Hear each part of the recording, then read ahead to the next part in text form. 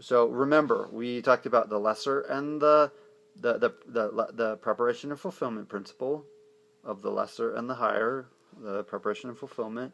Now we've talked about how historical events follow a repeating pattern. That there's this micro and macro pattern that repeats itself. And the third section is this pattern. The pattern I'm referring to is a fractal. Okay, fractals are self-repeating, quantifiable mathematical models that iterate with increasingly acute expressions of with an archetypical pattern as the count of successions approach an infinite number.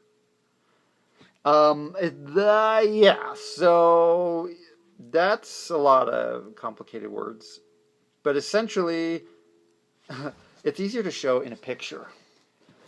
You can. This is why we have visuals. A picture worth 1,000 words, right?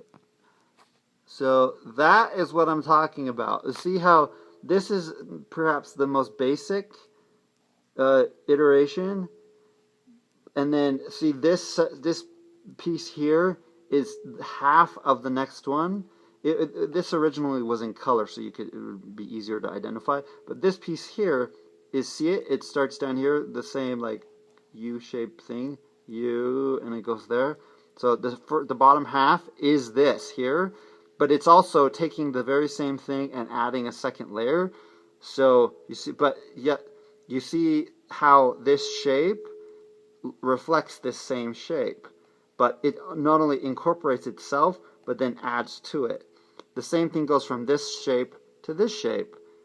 This piece here exists in the first half right here, but then you take the same thing and you add it to it, and if you can turn it and you can see that this whole shape is represented in the whole thing.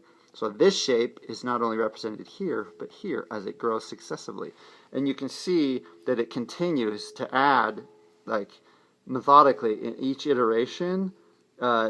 Gets more and more complicated, as you can't really see the detail, but notice how as it gets wider and wider, more and more complex, the shapes between the two look almost identical. That's not that's what I'm talking about. That successive iterations still essentially approximate. They look like they're the same pattern, but they get more and more complicated, more and more detailed.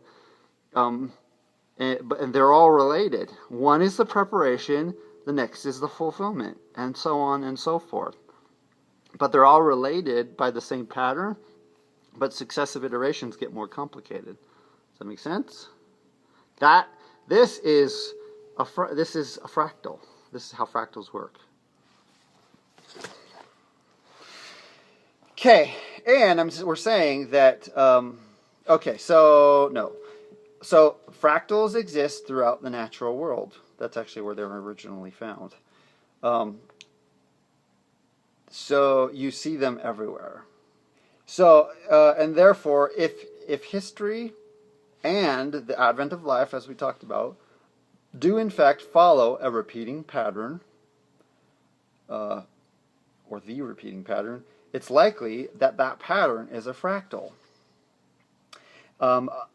That was a big realization that I had, and I actually mentioned that to Merle a few years later, and he confirmed it. He's like, "Yes, you're right. It is."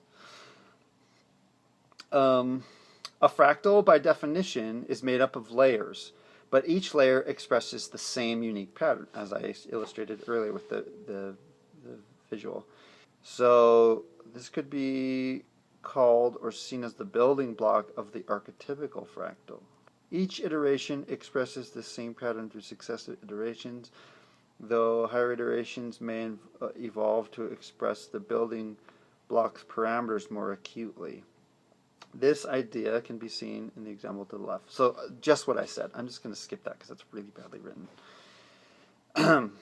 Okay, so yeah, so the pattern that we're talking about, the pattern of historical events repeating it on successive micro and macrocosms, that theoretically is a fractal, and most likely it would be. I mean, essentially that's the definition of a fractal.